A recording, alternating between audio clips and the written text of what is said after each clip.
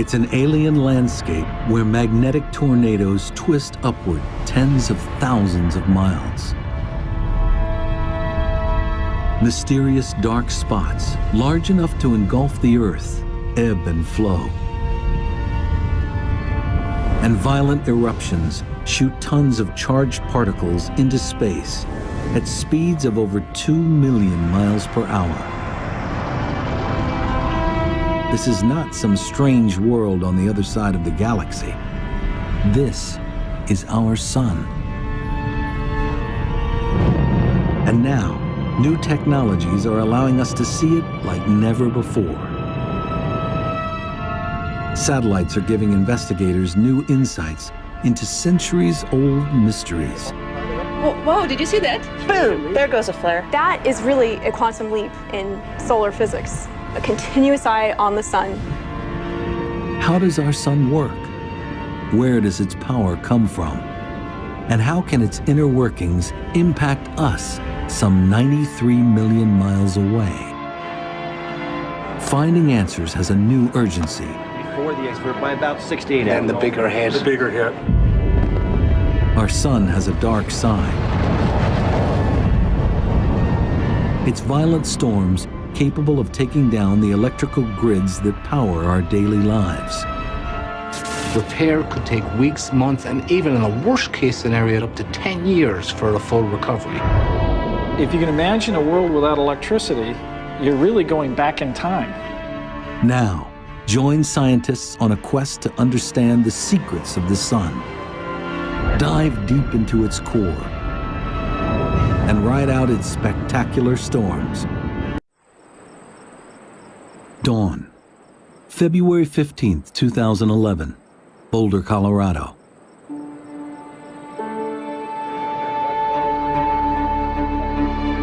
The team at the National Space Weather Prediction Center begins its day as it usually does, carefully watching the surface of the sun. Okay, a 10 centimeter came in today. Although 93 million miles away, forces here can impact Earth in surprising and destructive ways. For the smaller... The M6. For the M6, you see this, the very first one is the M6. Today, after years of relative calm, a satellite detects something. A dramatic explosion on the sun's surface. A violent solar storm that would dwarf Earth is erupting, releasing a massive shockwave, hurtling towards us at over 1 million miles an hour. Right now, no one is sure what to expect. But I think that the M6 is going to get here. We have to determine when that thing is going to impact Earth's magnetic field. 8 hours. It's going to be sometime tomorrow, perhaps later in the morning, later at night. That's exactly what we're trying to determine. In fact, I have to join the discussions right now, so I'll get back with you. The team models the approaching storm. So 15Z for the arrival of the CME. This is it here. Right okay. there. Their simulation shows it racing out from the sun on the left towards the small dot on the right, So we're looking at about Earth.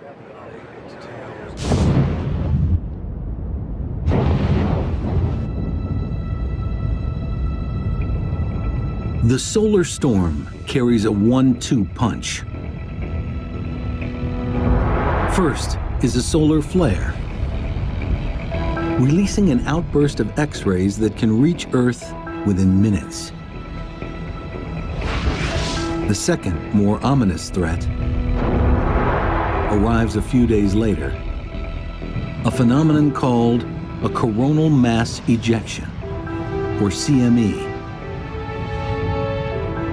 It's a wave of billions of tons of electrically charged particles, seen here in this repeating image as it ripples away from the eye of the storm.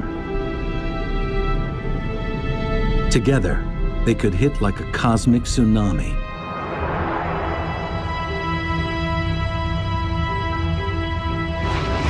Delivering a surge of radiation and an electrical spike of trillions of watts, potentially crashing the power grid. Sound far-fetched? In March 1989, in Quebec, Canada, that's exactly what happens. One by one, power stations crash, disabled by the overwhelming power surge caused by a CME wave. In less than 2 minutes, 6 million people are left without power.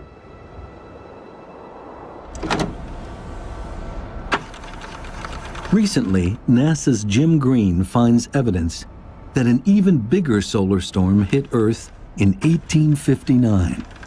And what we found was the granddaddy of geomagnetic storms, and that was just 150 years ago. If we had a geomagnetic storm of that intensity today, the National Academy suggested that the impact on critical infrastructure could be catastrophic.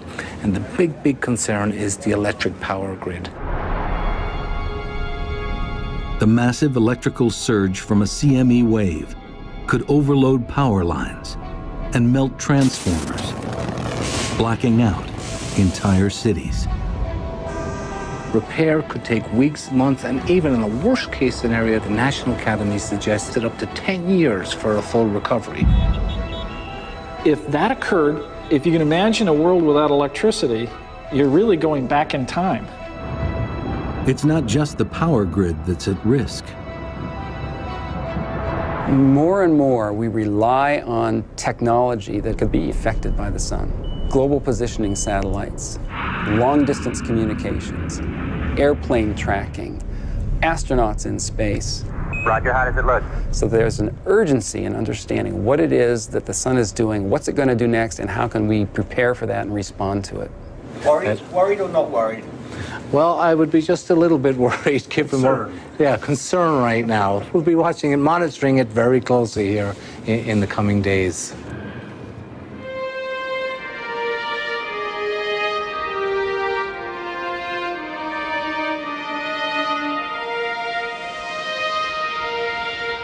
We've gazed at the sun since antiquity. We've worshipped it and built entire cultures around its power.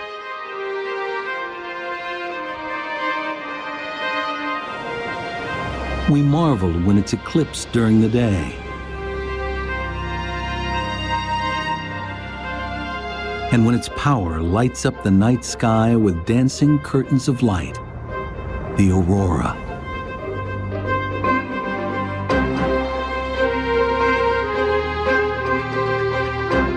Its power and size are awesome. It is so huge, 1 million Earths could fit inside it. Temperatures at its core soar to 27 million degrees Fahrenheit.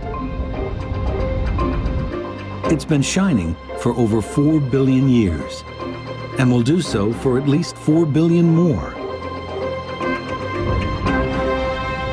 Yet for something that has such an overwhelming influence on our lives, the sun is mysterious. How does the energy generated in its core reach us as sunlight? What processes are at work inside the sun? How do these powerful inner workings generate explosive solar storms? These are some of the mysteries scientists must understand to protect us from the sun's darker side. The sun can really surprise us. The sun is elusive, Crazy. Complicated. crazy, Incredibly dynamic. crazy. With explosive potential. The key to that explosive behavior lies deep beneath the sun's blinding surface.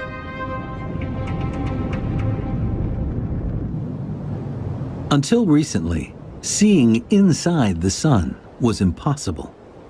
Understanding its internal processes, a pipe dream.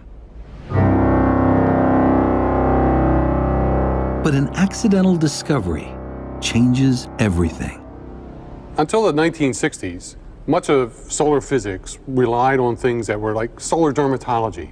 It was things that were right at the surface or just skin deep.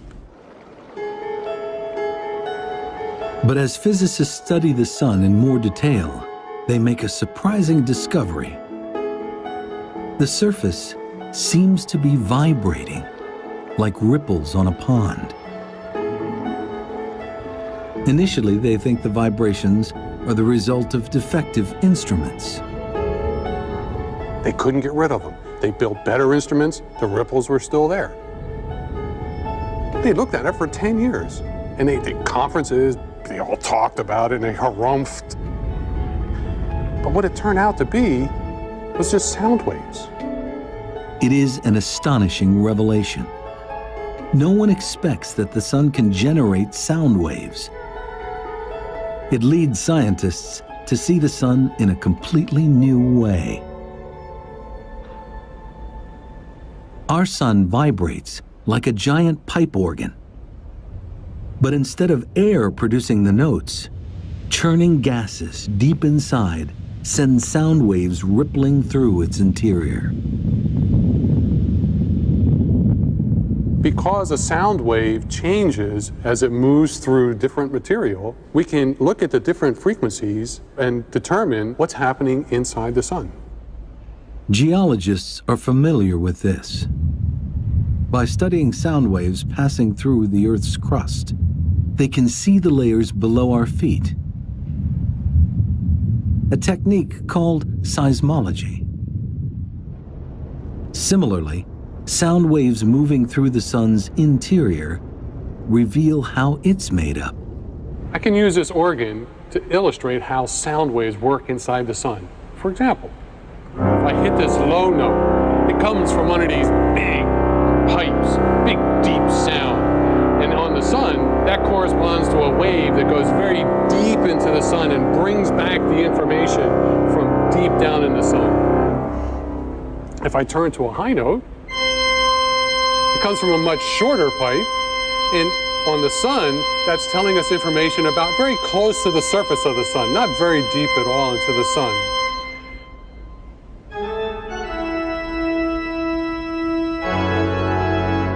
There are 10 million different frequencies resonating in the sun. Deciphering them leads to a seismic shift in understanding its structure,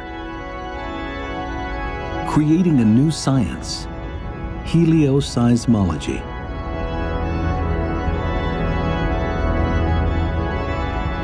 Once the helioseismology came along, we could not only see what the surface was, but we could actually tell what the physical processes were underneath. So by looking inside, we can actually see what the sun is doing. It is a powerful tool to see beneath the sun's surface.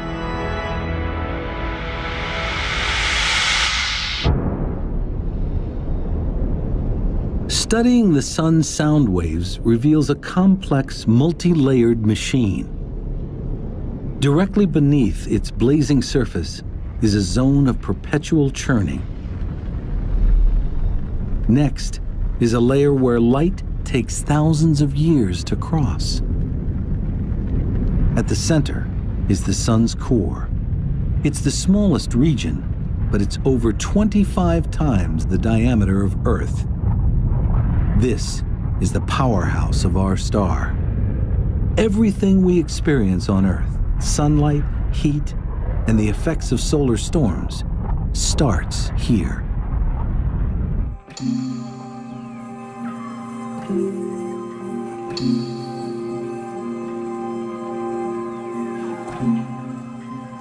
So what's it like here? What's the core made of? Well, the sun's a crazy place, right? It's far too hot to be a solid.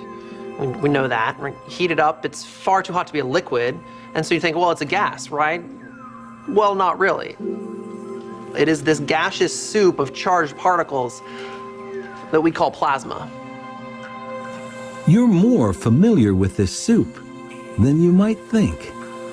There are plenty of examples. Fluorescent light bulbs, flames, neon lights, perhaps fancy TVs that I can't afford, but these are all plasma. Plasma is sort of all around you. But plasma is radically hotter at the sun's core. The closest thing on Earth is lightning.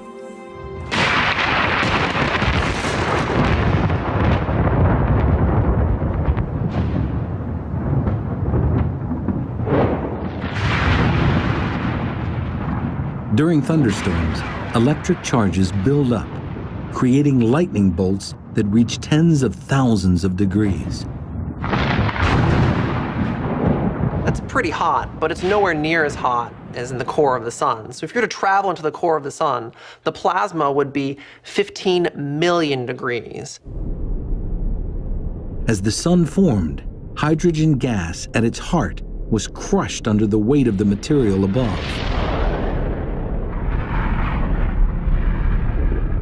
Eventually, temperature and pressure rose so high, the hydrogen atoms broke apart into electrons and protons, creating plasma. And it's under these extreme conditions that something really, really cool happens. Nuclear fusion.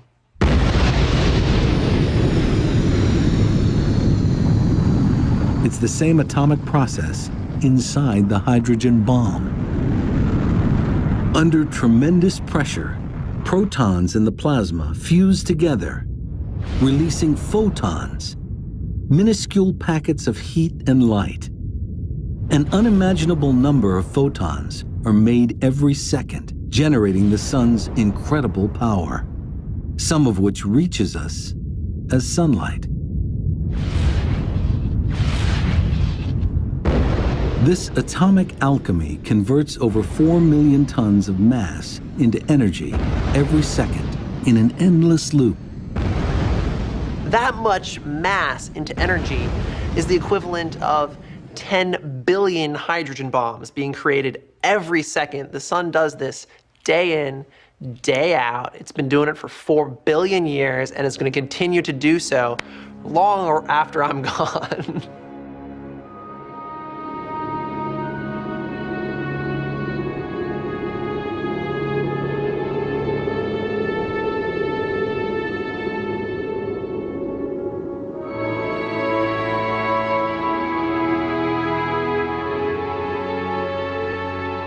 The energy of billions of bombs is released in the core every second. This begs a simple question. So you could ask, well, why doesn't the sun blow itself apart? It's because there's this beautiful balancing act that occurs. In the core of the sun, you've got this pressure from all of this fusion pushing outwards. And the sun is huge, so you have all this gravitational pressure pushing downwards. And so you've got gravity pushing down, and the sun trying to blow itself apart from the inside, and it is this beautiful balancing act between the two that keeps the sun in one piece.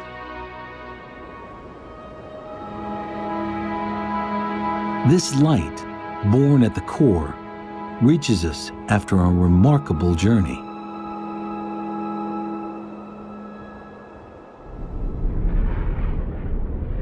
Away from the core, pressure and temperatures drop, and nuclear fusion stops. Now, each photon begins a tedious journey through the sun's thickest layer of plasma, a region called the radiative zone. Although squeezed less than at the sun's center, the plasma is still very dense, and photons struggle to move through it. Each packet of energy is continuously absorbed, then spit out by the plasma particles. In that particular part, there's no energy being generated, but the energy is transmitted by the radiation. So that's why we call it the radiative zone, not too surprisingly. The photons slowly bounce through the plasma here, ricocheting in a zigzag path called the random walk. So imagine that you're in a crowded room and you're trying to make your way through and you greet other people. And each person you greet, you have to say hello to, and then you move off in another direction. So it takes you a long time to get from one place in the room to another because you're just kind of meandering your way around the room.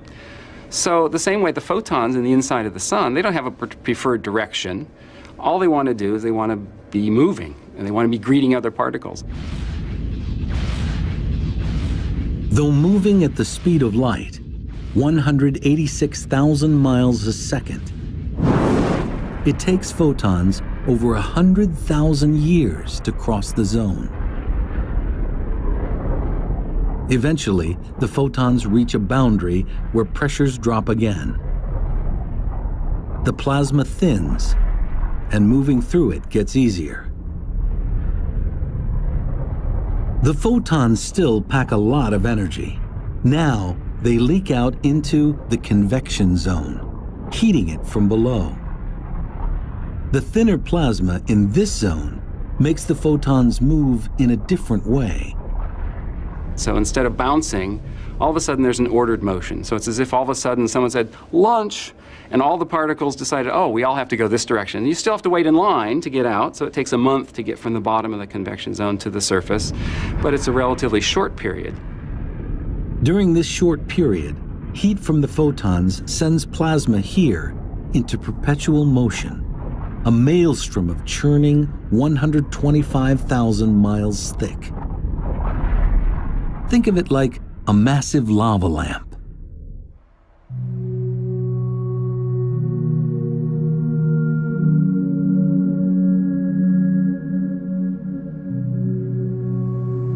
There's heat that enters at the bottom from the light bulb. It heats the material, and the blob rises to the surface. When it gets to the top, it cools off. And when it cools, it gets more dense and falls back down.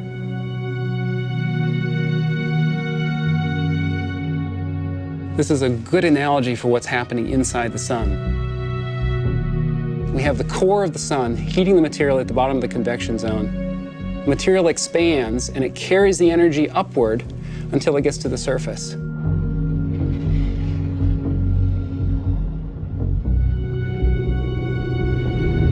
These incredible images reveal convection at the sun's surface, rising and sinking plasma that creates a mesmerizing structure called granulation.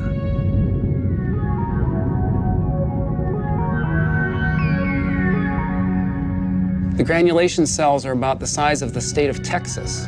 They only last for about 12 minutes, so there's an incredible amount of energy. It's a very dynamic, very chaotic place. And all of the activity is going on the surface of the sun where we can see it. Photons produced at the core finally reach the surface. They emerge as a weakened form of solar energy. This weakened energy reaches Earth in 8 minutes. We know it as sunlight. So 100,000 years, about a month, and then 8 minutes. Once you get to the surface of the sun, it just takes 8 minutes to get to where you can see it. Unimpeded, the trip from the core to the surface would take the photons a matter of seconds. In reality, the sunlight that shines on us today may have been created during the last ice age.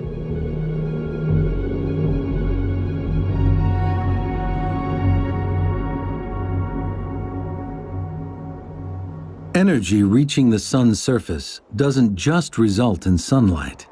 It can also trigger solar storms. Understanding the sun's destructive power requires 24-hour precision surveillance, something that, until recently, was impossible to achieve. 5, 4, go for main engine start. 3, 2, 1, 0. And ignition and liftoff of the Atlas V with the Solar Dynamics Observatory. February 2010. NASA launches its most sophisticated solar satellite yet.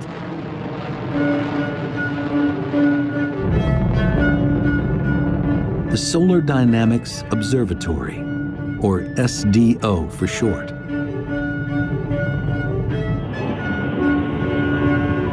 Coming up on Mach 1. SDO is the first satellite to deliver almost continuous, super high resolution coverage of our nearest star, giving researchers unprecedented access to the sun and its secrets.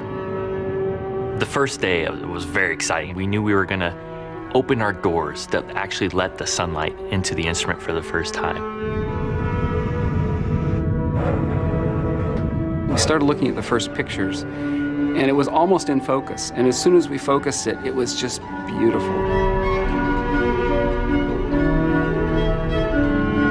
The new images reveal the sun like never before. An alien landscape where strange structures ebb and flow.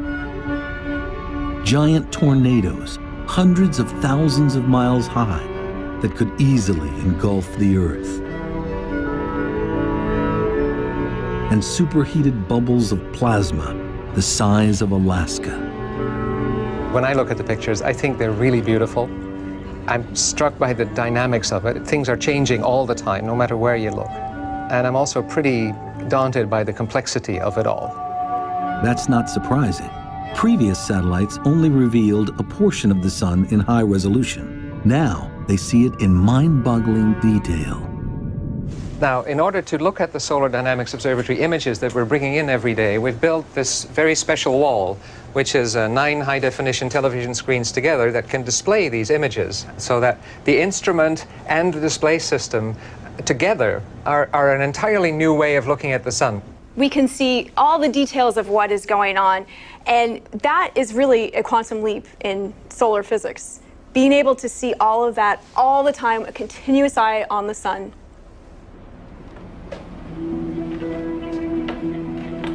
One of the most important aspects of SDO is its ability to see sunlight across a range of wavelengths, the equivalent of looking at things glowing at different temperatures.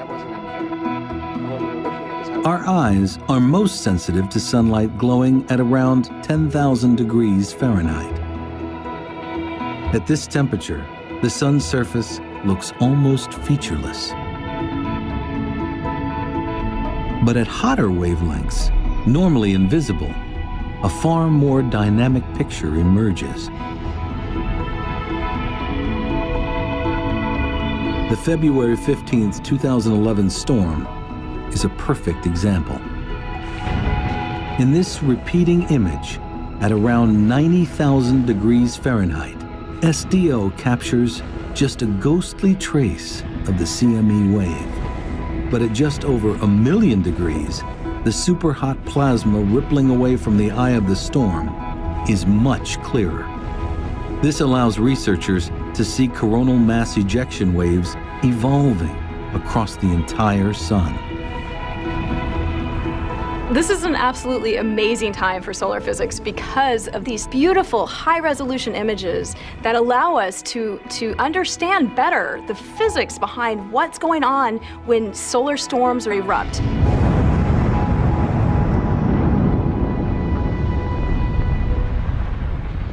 It was that one last photo. Look at this one here. Back at the National Space Weather Prediction Center, That's the M1 here. Bill Murtaugh tracks the storm's CME wave. It carries 1 billion tons of plasma and is now only about 20 hours from Earth. We're bringing it in mid to late on the 17th into the 18th. What they see is alarming. Well, there's actually 3 CMEs that we're looking at. So we bumped up some numbers for late tomorrow. Yeah. It's not a single CME wave, but 1, 2, 3 of them. We won't call it the perfect storm yet or anything, but conditions are lining up for some significant space weather. Their models show trajectory and speed, but the big unknown for Murtaugh is how powerful the waves will be when they hit.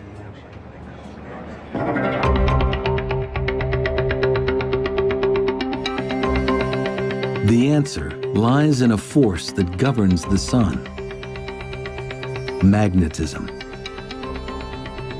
We're all familiar with magnets.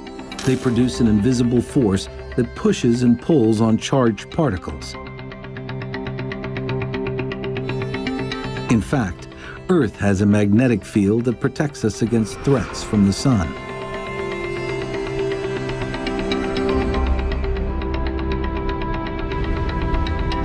But we are less familiar with the sun's magnetic power, which researchers believe plays a major role in driving solar storms.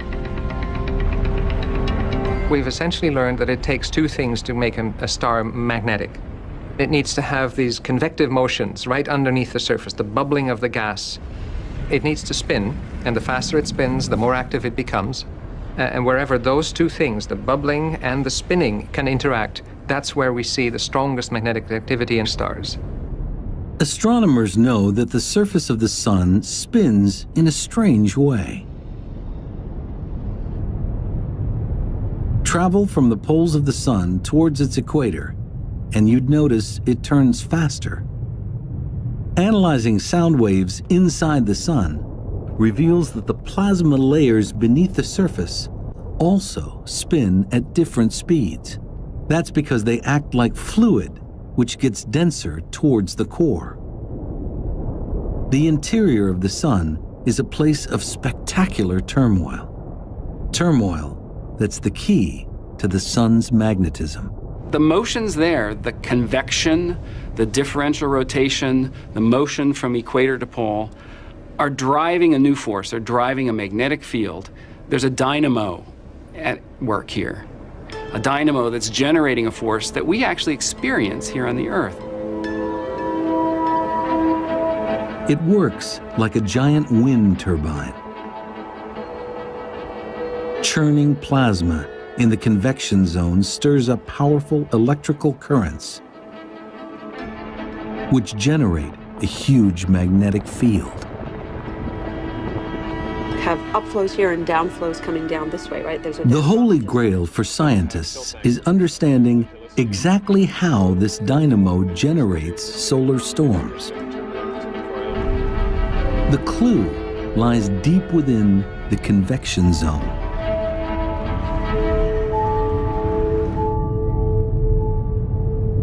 Magnetic field lines normally run from pole to pole. But with all the turmoil in the convection zone, that pattern can't last.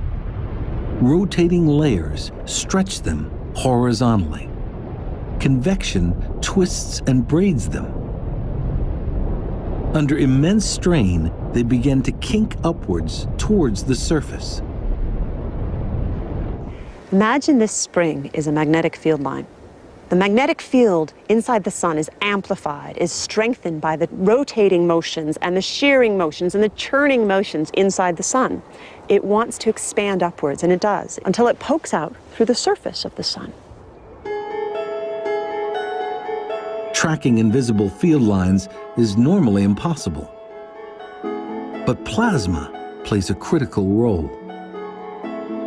Even though the magnetic field lines themselves are invisible, the plasma, which is heated and hot, can light up along these paths.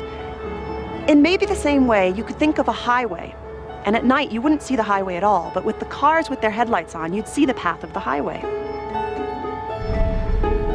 Watching field lines is critical to understanding solar storms.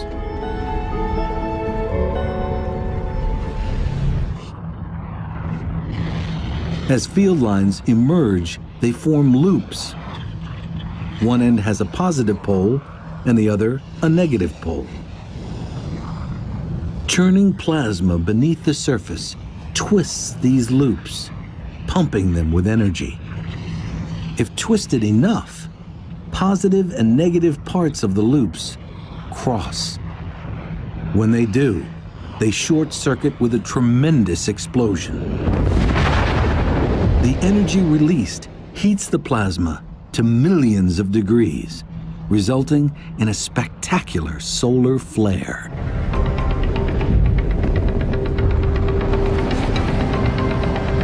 It's the final dramatic stage of a very long journey. Photons formed in the core make their way to the surface. Some pass directly into space as sunlight. But in the process, that surging energy disturbs the convection zone, generating a magnetic field. The field lines wind up to the point that it explodes in a solar flare. Now, SDO provides a complete and unprecedented picture as these events evolve. This is beautiful because the hot gas outlines the magnetic field lines that we would otherwise not be able to see. And here you can see even a twisting structure as some of the mass drains back down to the surface, and a lot of it escapes in the eruption. This is the essence of space weather, or solar storms. This explains how flares form, but it's not the end of the story. Crossing magnetic field lines can cause nets of plasma to be flung into space. This is a coronal mass ejection, a CME wave.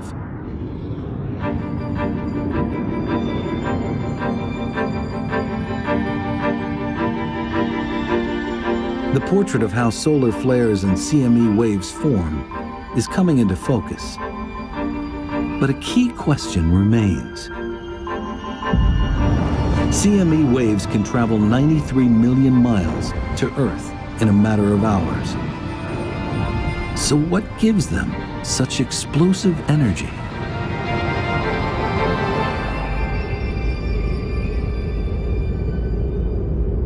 Part of the answer is hidden here in the sun's atmosphere, the corona.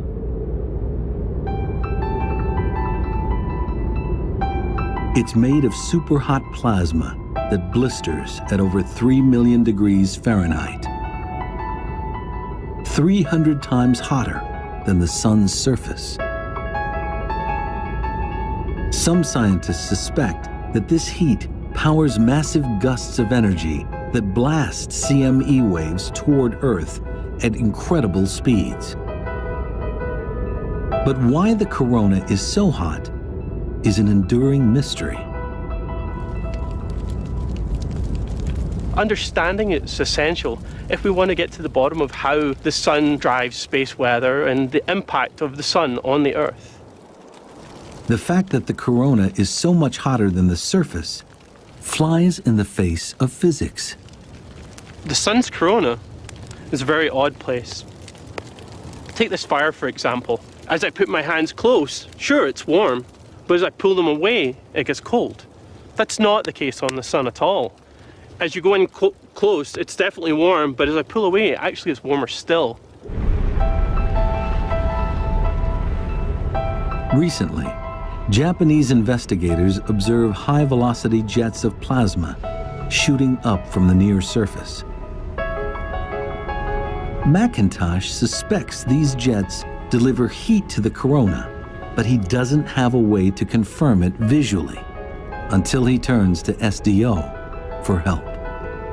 Lo and behold, we actually managed to join the dots and see, yeah, these objects that we could see moving out of the lower atmosphere at high speeds, kind of like these licks of flame, really were reaching a couple of million degrees. It was really a tumultuous moment. We kind of looked at each other and said, wow, what have we just done? They've shown that the plasma jets accelerating upwards from near the sun's surface generate tremendous heat.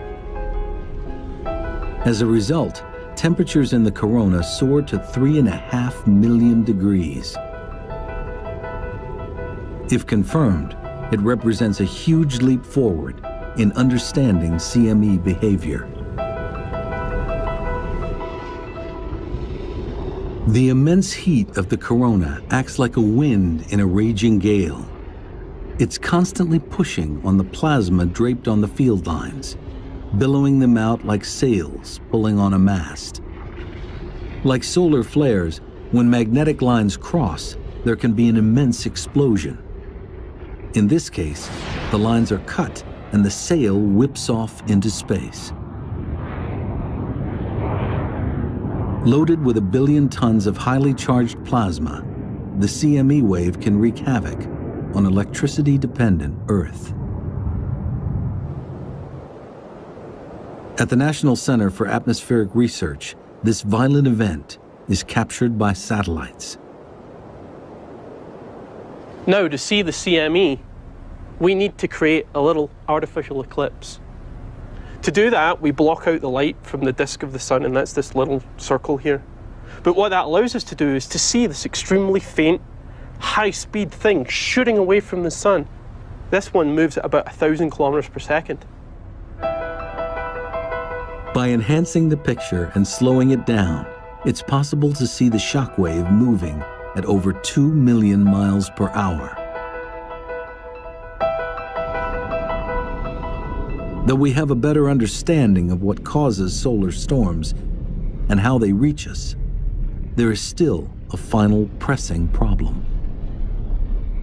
Trying to predict when solar storms are going to occur on the sun really requires a lot of detective work. Basically, we're looking for clues and observations to tell us when potential storms might occur. The best clue comes from these. Sunspots. Dark patches which can linger on the sun's surface for weeks at a time. A sunspot is a massive region, several times the size of the Earth, which appears on the sun as a dark spot. It's dark because it's relatively cool compared to its surroundings. And it's cool because the magnetic fields are so strong that they're suppressing the flow of heat from below. The strong magnetic fields which create sunspots are the breeding ground for solar storms. The challenge is trying to decipher a pattern for when and how many will appear. As we watch sunspots over a period of many years, we see something very interesting. The number of sunspots at any given time will wax and wane over a period of about 11 years. And since we now know that sunspots are associated with strong magnetic fields, this tells us that the sun's magnetic fields are likewise going through a cycle. The constant churning and twisting inside the sun creates a powerful dynamo, the biggest electrical generator in the solar system.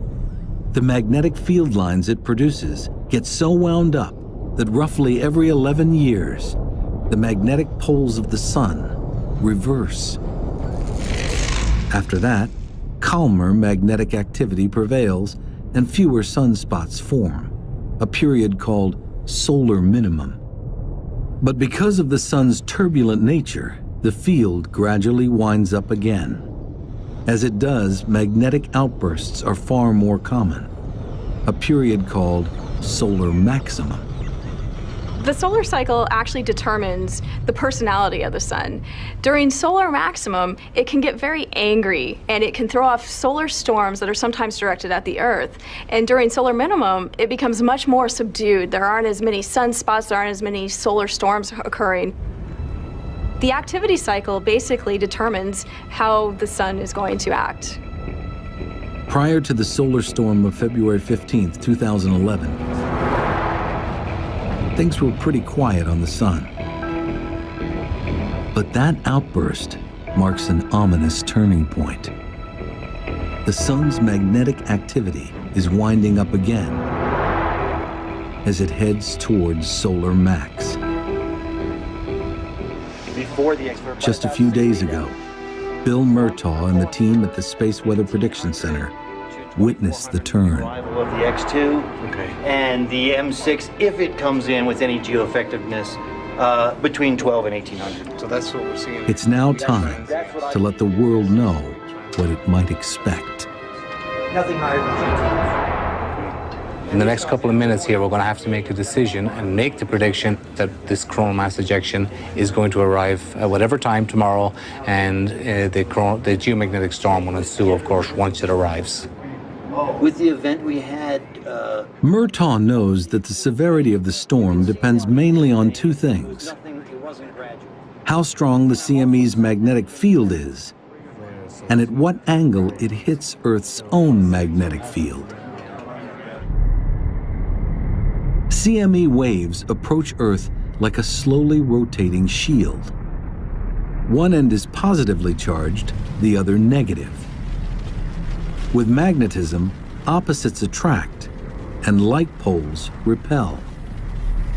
If the wave's positive pole lines up with the Earth's positive pole, most of the power of the storm will be repulsed. But if opposite poles line up, the plasma the waves are carrying will hit with full force. Did you say it came in at 115? 114. Murtaugh makes his final assessment only hours before impact. It could be larger, more complicated, typically, than just your single coronal mass ejection. I think we nailed the forecast.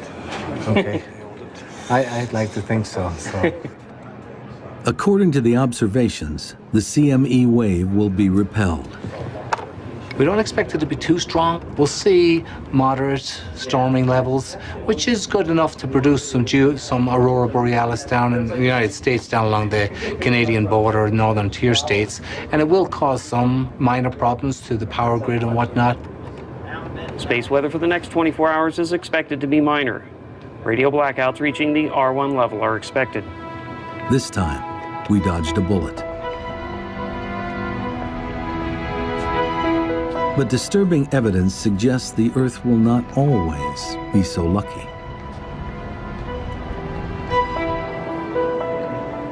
It's a cautionary tale.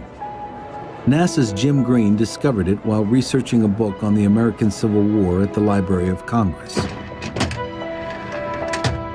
Green found news accounts from 1859, which caught his eye.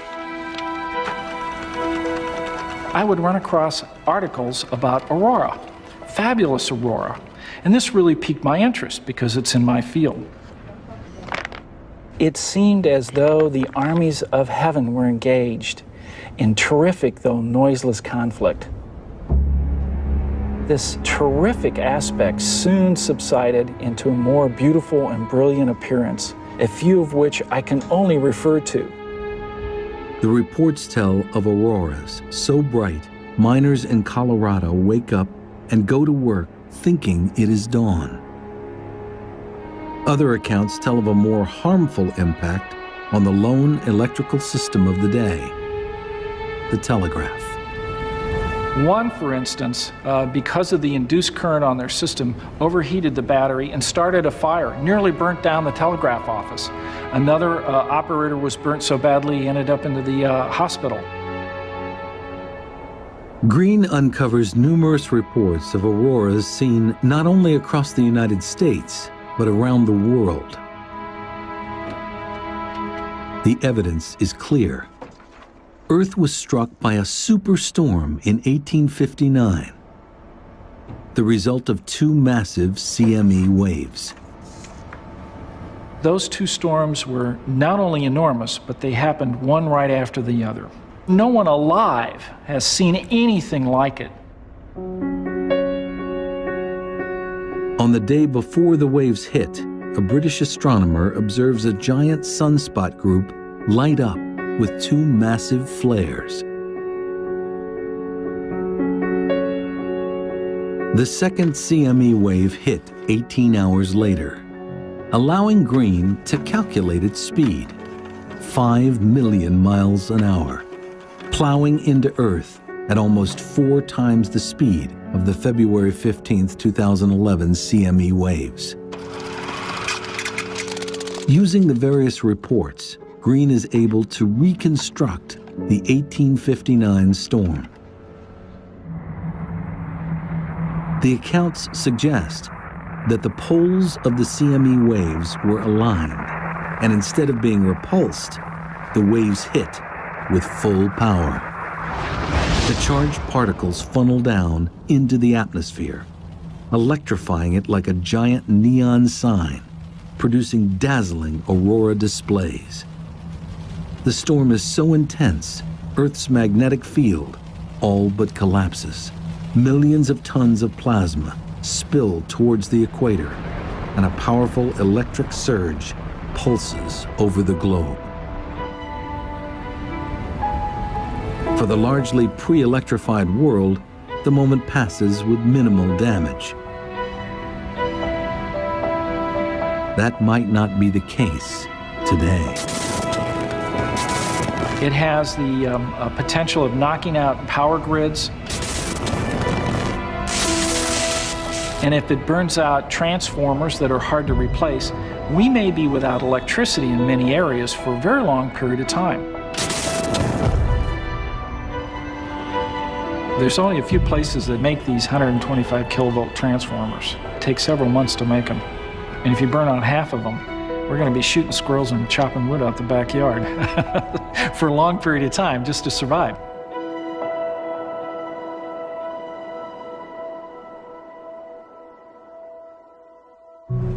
Everything grows. Building up. But the 3D is really... Today's solar scientists believe it's not if, but when the next big one will strike. With the next solar maximum due in 2013, it begs an all-important question. Can we predict when the next solar storm will hit? No. Maybe. No. Maybe. No.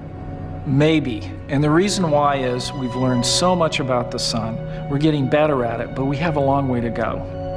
And the more we look at some of these historic events, the more we get a deeper appreciation for what we need to know. Today, we see the sun better than ever before. We're beginning to understand it from the inside out.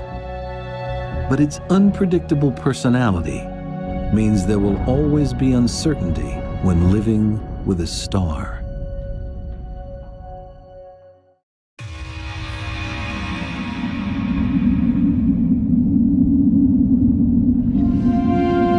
The sun, our nearest star.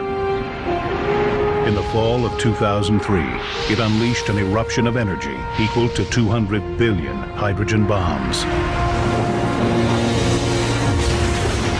blasting a tidal wave of superheated charged particles at speeds of up to 6 million miles an hour. It was one of the largest solar storms ever recorded. And it was aimed at Earth.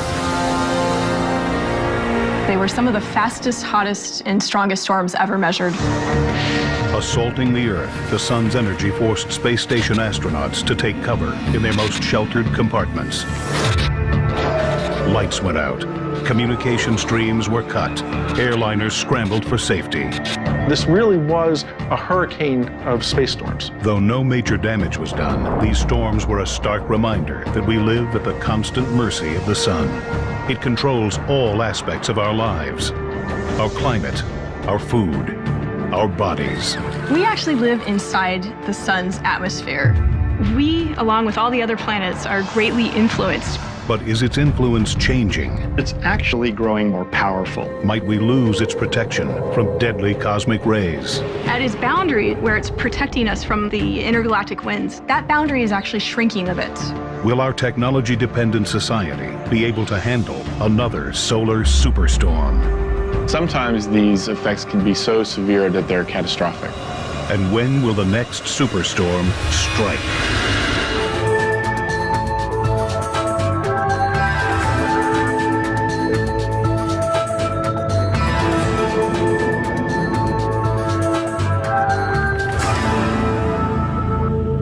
Three, two, one, go for drop. Pegasus is away on the IBEX mission.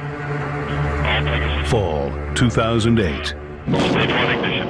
NASA launches IBEX, the Interstellar Boundary Explorer. Part of its mission is to study the effects the sun has on the furthest reaches of our solar system. IBEX joins the long list of human attempts to explain our star's impact on our solar system, our planet, and our lives. The sun. The sun provides all of our light and heat. If it weren't for the sun, we wouldn't be alive. We people are very interested in what goes around us. We like to understand our neighborhood. The sun in the universe is our street, our neighborhood. The sun. We are actually affected by its moods. In fact, it's like the parent, and all the planets are the children that are affected by its moods. We need to know how it's going to evolve and how the changes that are always happening in the sun affect us here on Earth. The sun. If we want to understand the universe and the stars that make up the universe, then it's important to study the one that's closest to us. We've learned more about the sun in the past 40 or 50 years than in all of recorded history. This golden age of exploration was kicked off by a unique mission that gave us close-up images of our sun from above our atmosphere. Skylab, we're reading you loud and clear over the Vanguard for 8 minutes. In 1973, Skylab became the first manned space station. It sent back images of the sun, clearer than anything taken from Earth. The Skylab mission was one of the very first laboratories that was dedicated just for the research and study of the sun. In some ways, it's kind of the grandfather of the current missions today. Right now, a fleet of about 20 space probes scan and study the sun in ways we never imagined, even 30 years ago. By studying the sun from the vantage of space, we can see it in a whole new light, using different light wavelengths, including X-ray and extreme ultraviolet. We can peel back its layers and begin to understand how and why the sun acts the way it does. The different wavelengths mean different temperatures, and different structures are more visible in different wavelengths than in others. Our robotic space probes never stop watching the sun. With their help, scientists are working out the big questions about our star, and we already know a lot.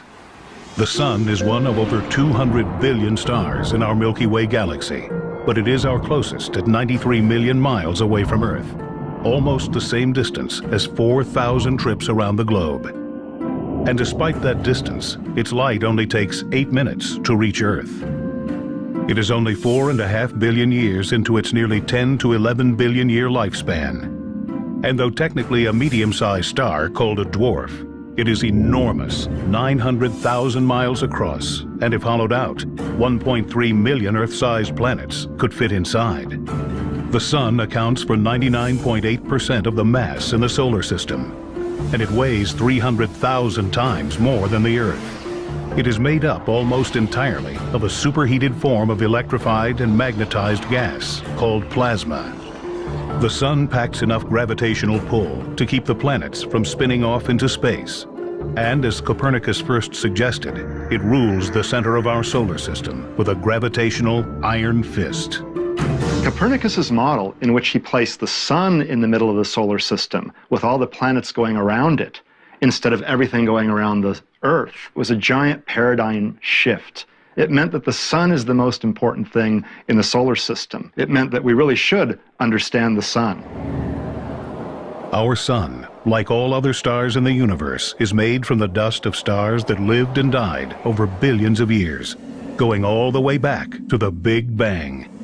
So our sun and our solar system is really the debris from many generations of stars. The sun we see every day is the solar system's source of power. Deep in the center of our star, its core is superheated to 27 million degrees Fahrenheit and is the engine that drives it all. Inside the sun's core, the process of fusion is occurring, and that fusion process is giving off light and particles. Every second the sun shines, it releases the same amount of energy as 1 million H-bombs. The sun's light is made of particles called photons, born in the core, then propelled by convection currents through the radiative and convective zones of the sun.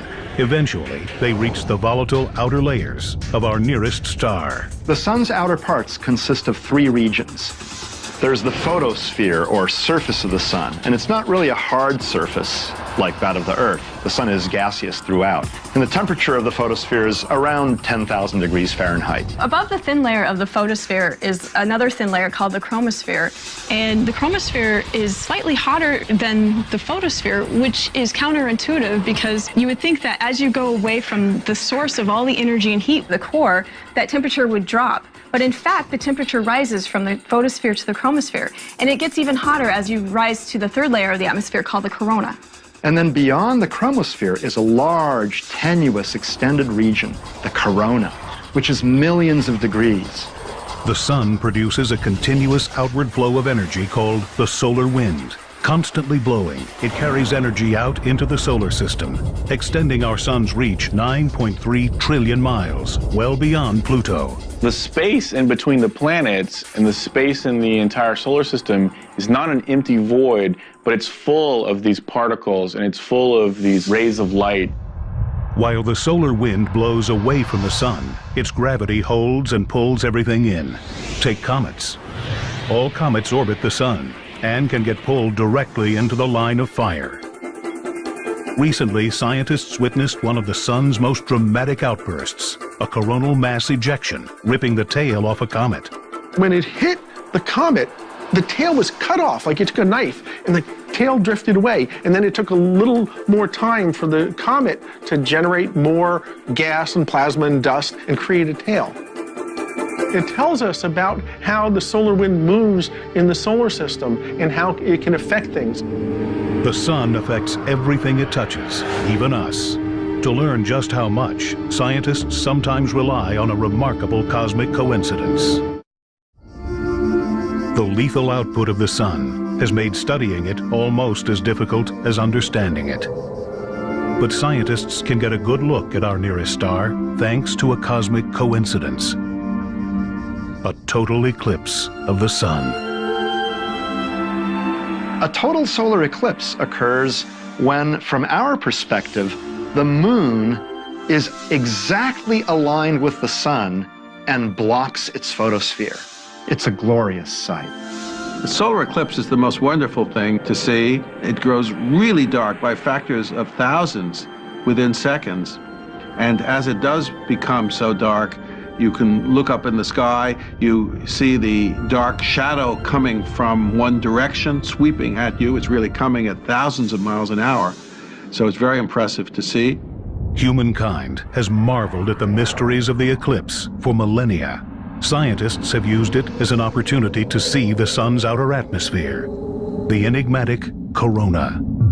One of the hottest regions of the sun, energy from the corona radiates out to the edge of the solar system.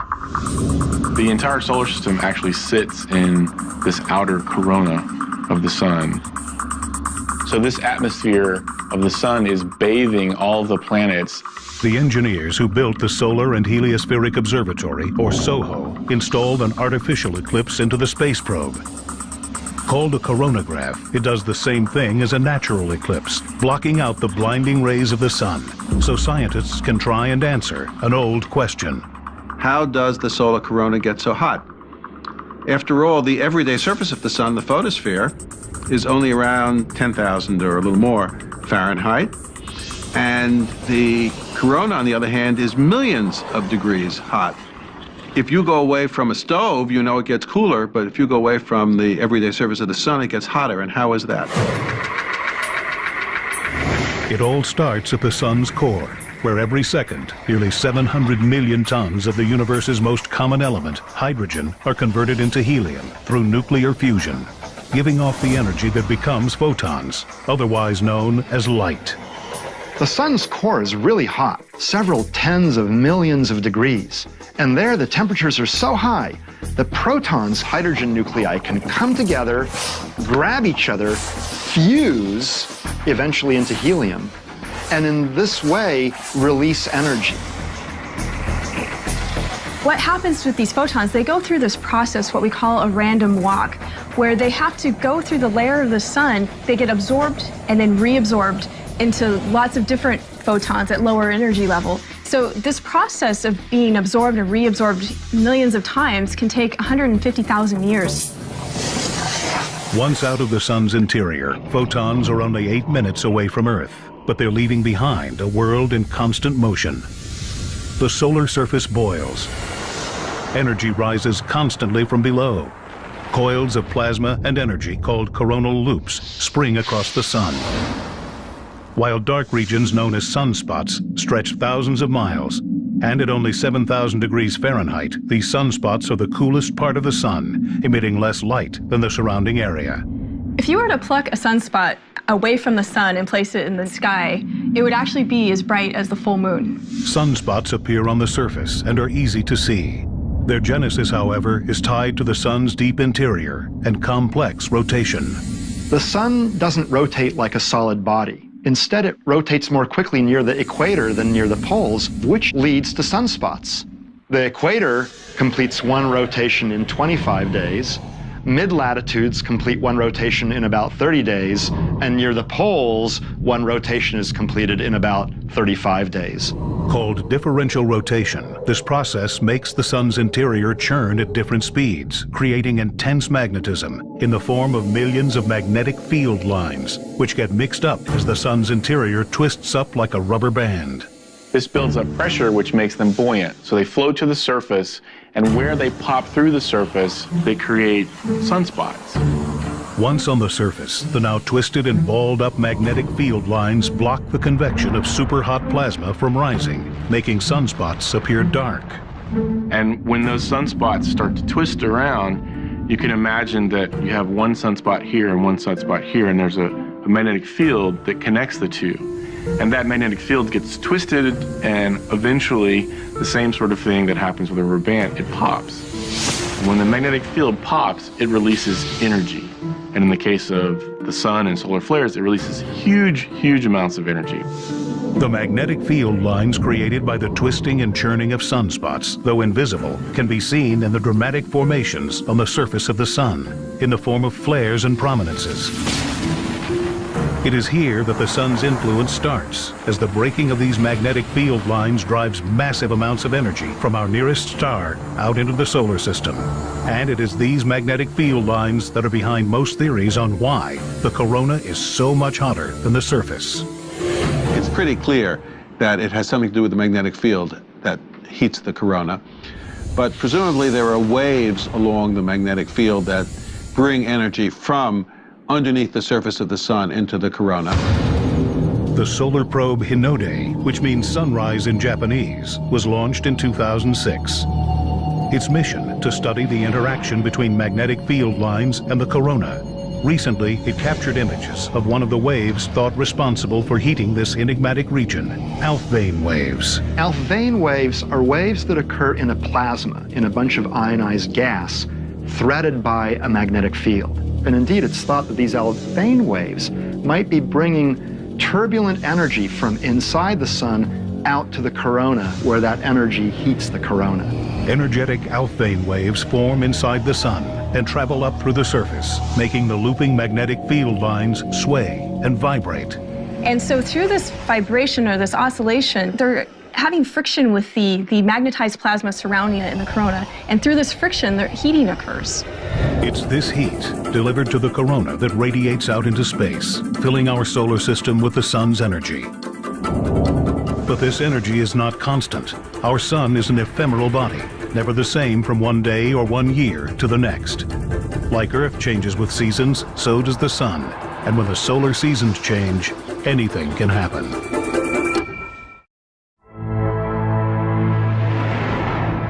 Day in and day out, the sun we see appears the same. But like Earth, the sun has seasons, solar minimum and solar maximum. Two distinct personalities that can affect our technology and possibly even our weather.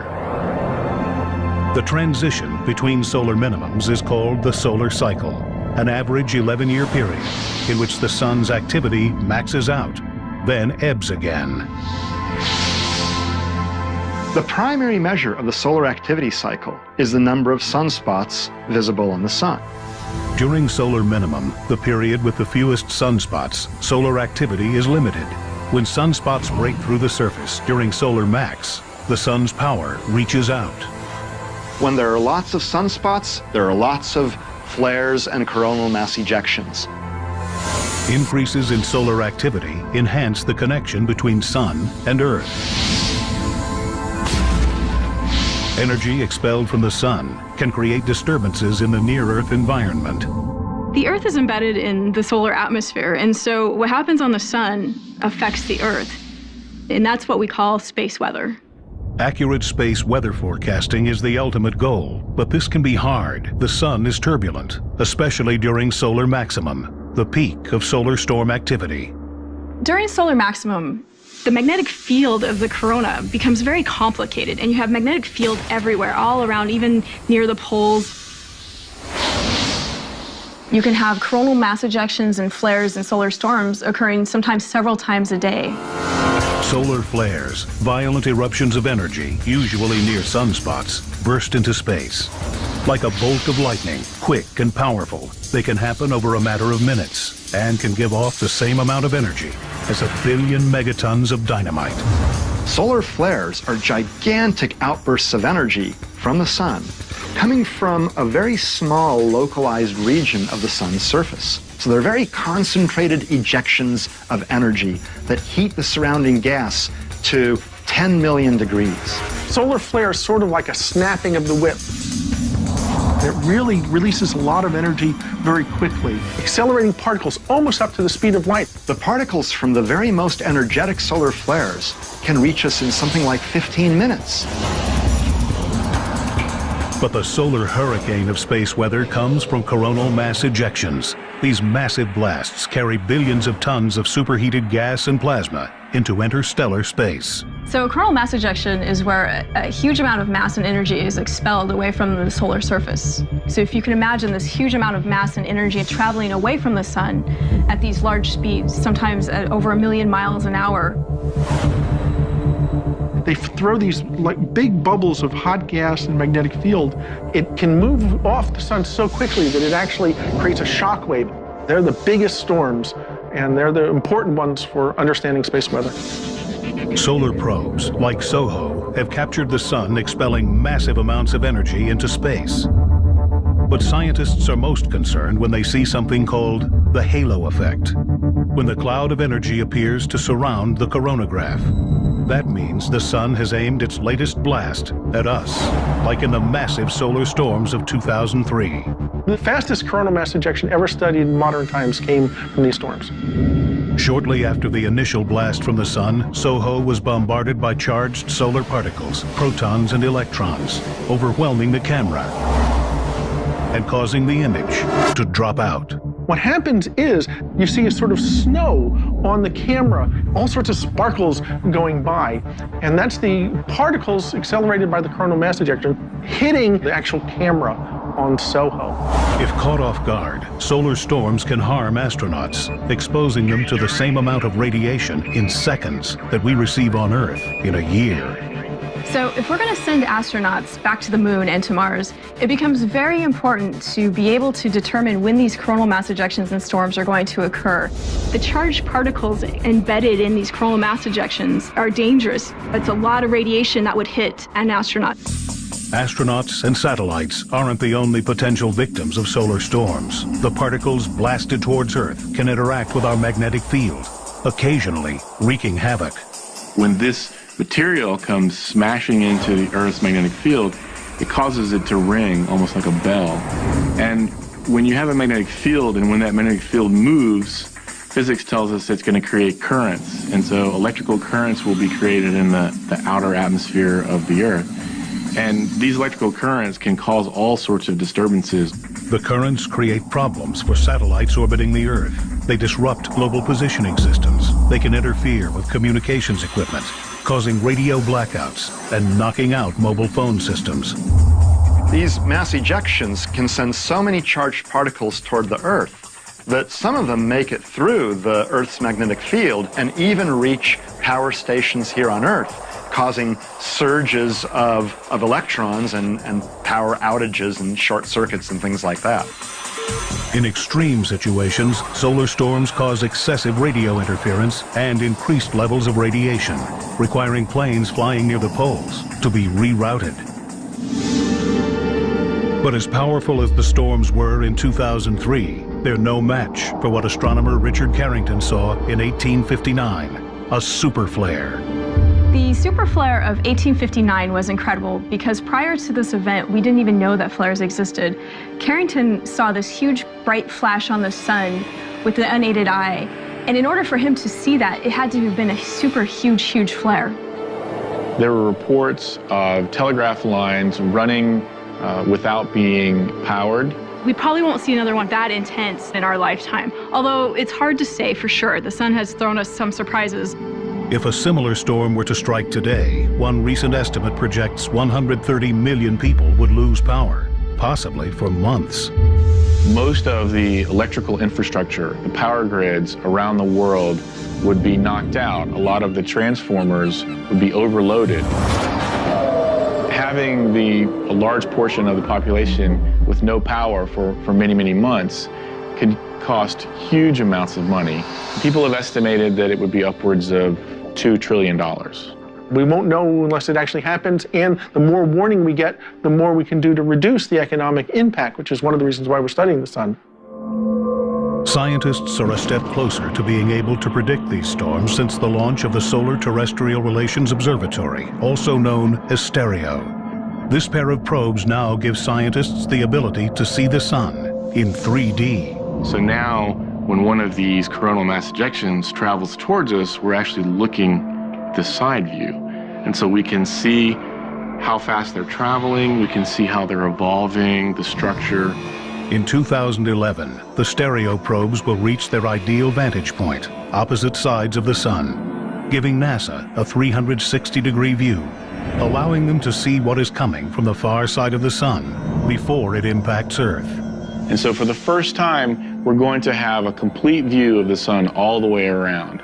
So this is going to allow us to see everything that's happening on the sun at the same time, and this will lead us again into a better ability to predict these types of storms. But as dangerous as solar maximum can be for its increase in space weather, the sun's solar cycle counterpart and calmer period, solar minimum, may come with its own dangers.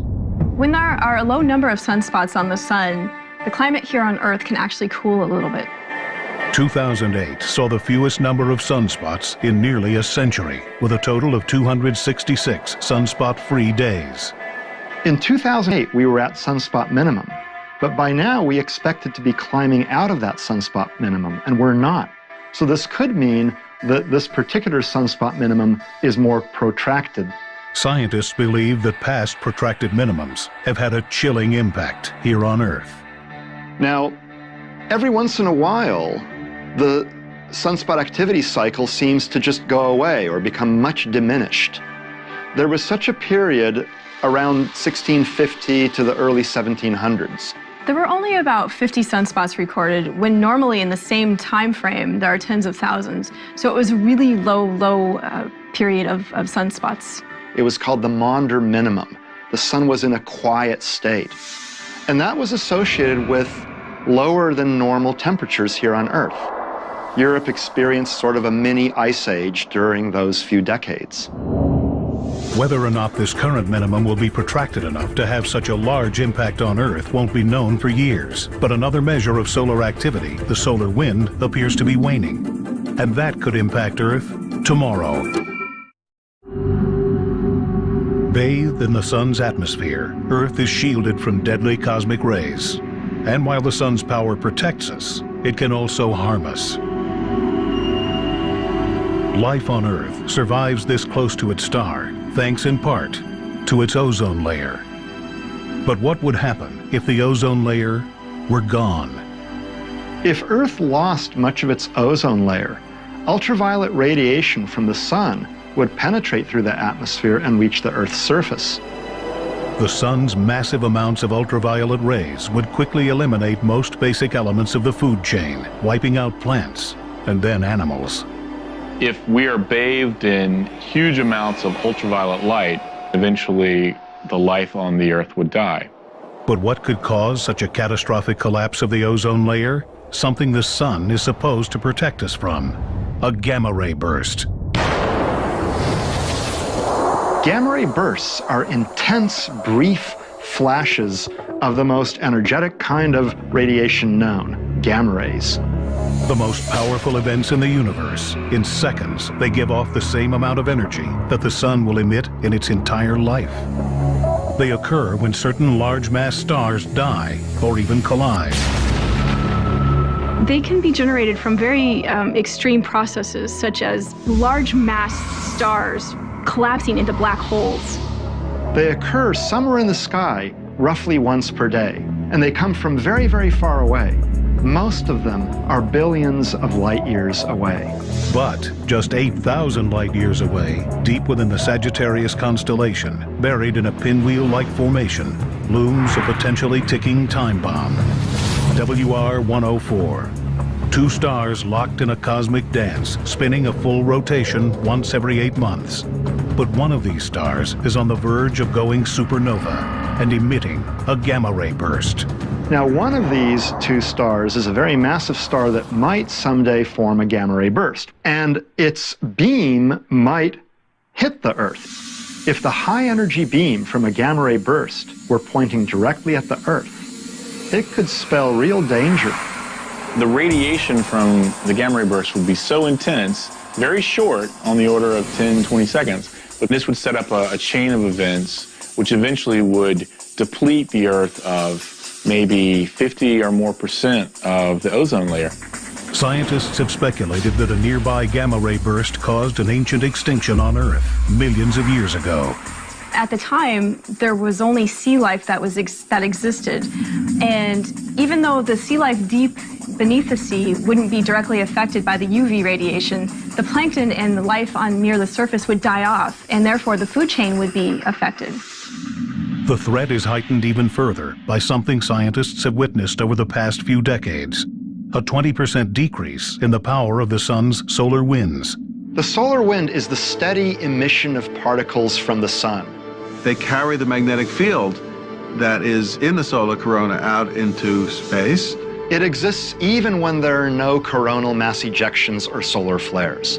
The solar wind continues way out beyond the orbit of Pluto and has actually blown a bubble in interstellar space. Now that's a bit of a protective bubble because the magnetic fields protect us from charged particles coming from outside. Normally, solar winds stream off the sun in all directions at speeds of 1 million miles per hour.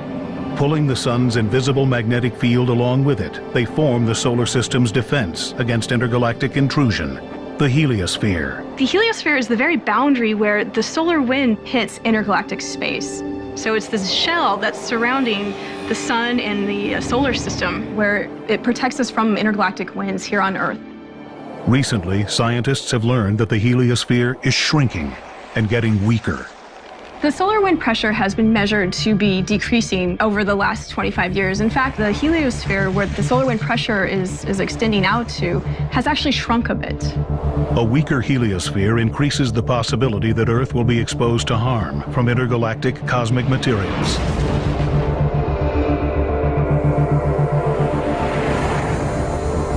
So if there's less solar wind, then the heliosphere itself is going to shrink. And that makes it easier for more cosmic rays to enter into the solar system. Already, the amount of high-energy electrons, a small but telling aspect of cosmic rays around Earth, has jumped in number by 20%. Looks like the cosmic ray electrons have increased, and you would expect that. If the solar wind has decreased by 20–30% over the last 15 years, the bubble will have gotten smaller, and you expect an increase in galactic cosmic rays. The good thing for us is that we live on a planet with a thick atmosphere and a magnetic field. So we have two types of shields that protect us. But that could change when WR104 emits its gamma-ray burst, possibly upsetting the balance of Sun and Earth, a balance that may already be in jeopardy because of something the Sun did billions of years ago.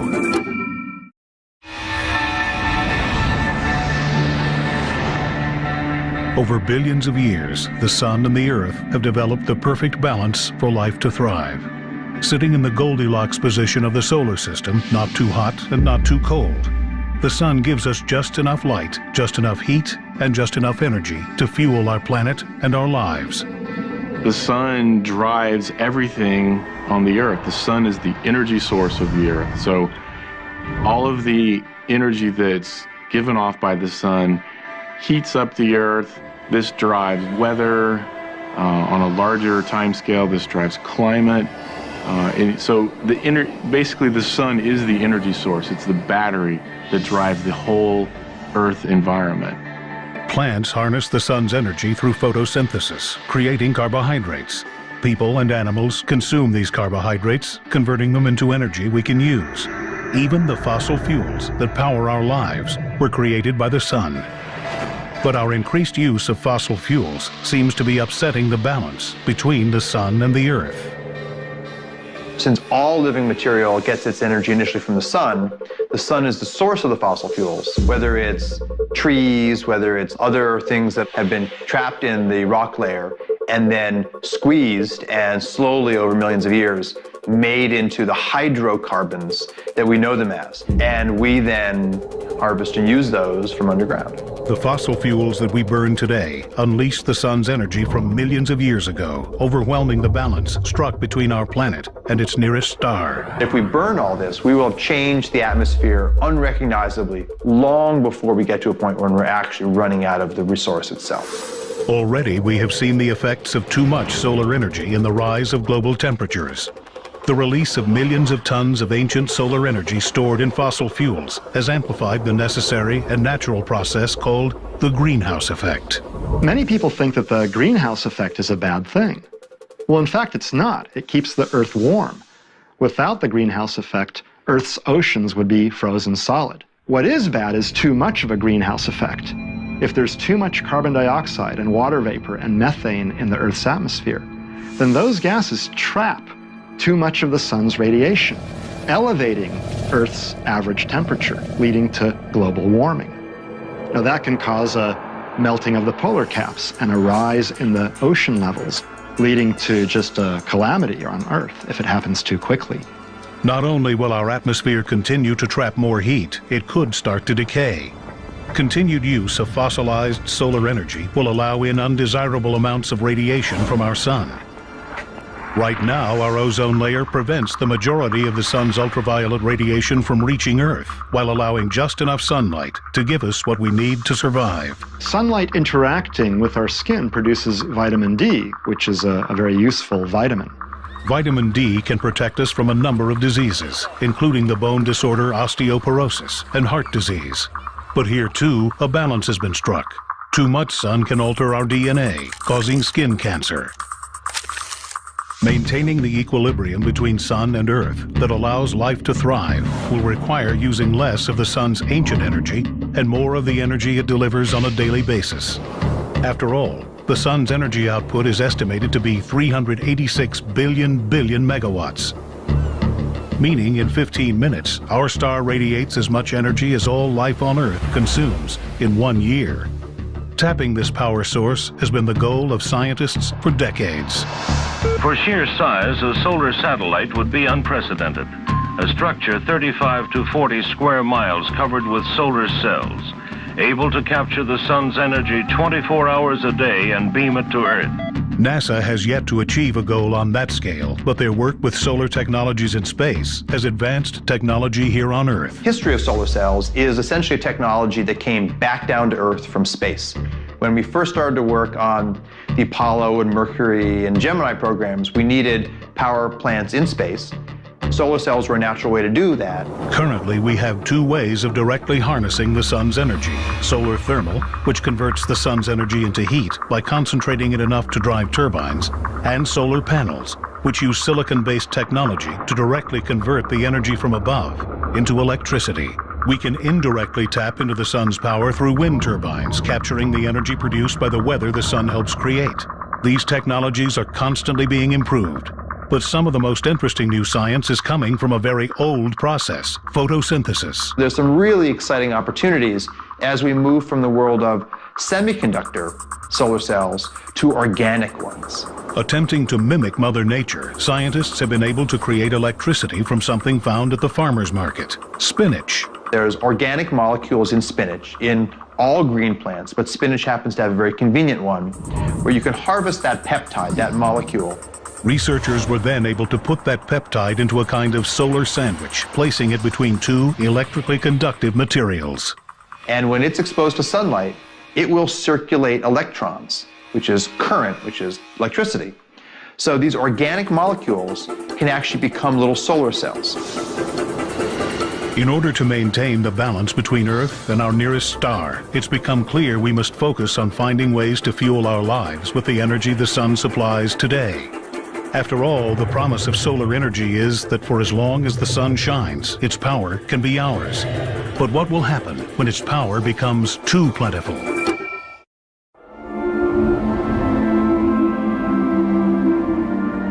The elements that make up the sun, the earth, and even humankind all come from one place, stardust, the remains of stars that lived billions of years ago. And just as those stars died, so too will our sun. In about 5 billion years, the sun will pretty rapidly become much more powerful, much brighter, and much bigger. The sun will reach a stage where it has burned through all of its hydrogen. And once that happens, it will start to burn through all of its helium. The sun will start to expand as it reaches a stage called a red giant. As it expands, it will start to expand into much larger size and fill the inner solar system. The orbits of the planets themselves will actually expand outward as well, because it's not as massive. During that stage, some instabilities, which I call cosmic burps, will cause the sun's outer atmosphere to be gently ejected. The outer layers of the red giant will just keep drifting off at some slow rate. The hot inner layers of the sun will ionize that cloud of gas surrounding it and cause it to glow. So our sun will be surrounded by these glowing clouds of gas. They will form what's called a planetary nebulae. They're beautiful shapes. Some are just purely round, but some have been distorted into other shapes. They've come off non-symmetrically from the star underneath. What'll remain is the contracting core of our sun. And it won't produce any new energy through nuclear reactions, because all the nuclear reactions will have stopped. So it'll continue contracting and slowly fading with time. It's very similar to the process that creates, say, supernova, but our sun is not big enough, doesn't have enough stuff to actually create a supernova. So its final stage will be this object we call a white dwarf star. What remains is this little, relatively small white dwarf star. And it is a very quiet, what we call happily retired star. It'll be about the size of the Earth, it won't get any smaller, and it'll sit around as this very highly compressed rock forever. It'll just liberate its energy, growing ever colder and dimmer with time, until finally it just fades from view. The death of the sun will have catastrophic effects on the solar system. If the massive expansion doesn't swallow the nearby planets, it will likely change their orbits and superheat them, including Earth. Earth's surface will be fried to a crisp. The Earth is probably going to get baked one way or the other. I mean, imagine the sun being 100 or 200 times brighter than it is right now. Imagine how much the Earth would be heated. It would not be a pleasant place to be. It actually may get baked before the sun completely dies, because the sun will get hotter even before it becomes a red giant and gets as large as the orbit of the Earth. It'll get warmer, and at some point the Earth will get hot enough so that water will boil. So the oceans will evaporate away, and all of life as we know it will cease to exist. If there's anything left of the Earth, the sun will shrink down to a white dwarf, and the Earth will, instead of heating, freeze. This will not be a pleasant place to live. But that's billions and billions of years from now. We've only had rockets in space, satellites, for 50 years or so. Now we're talking billions. So clearly we'll be able to travel around the solar system at the very least, to go to places that will be at the temperature that the Earth is now, and we'll be able by that time to go to more distant solar systems. So I don't spend a lot of time worrying about what's going to happen to the sun in 5 billion years. The sun gave us our life, and it will eventually take it away. And though the Earth will die, it and everything on it will in some part live on. The stardust that gave Earth and all of its inhabitants life will one day become the stardust that gives rise to a new generation of planets, stars, and life. So indeed, we are stardust. The carbon in your cells, the oxygen that you breathe, the calcium in your bones, the iron in your red blood cells. All those elements were created deep inside stars through nuclear reactions. And because some of those stars explode, we eventually are able to exist. The realization that we came from the stars is one of the greatest discoveries ever in all of science.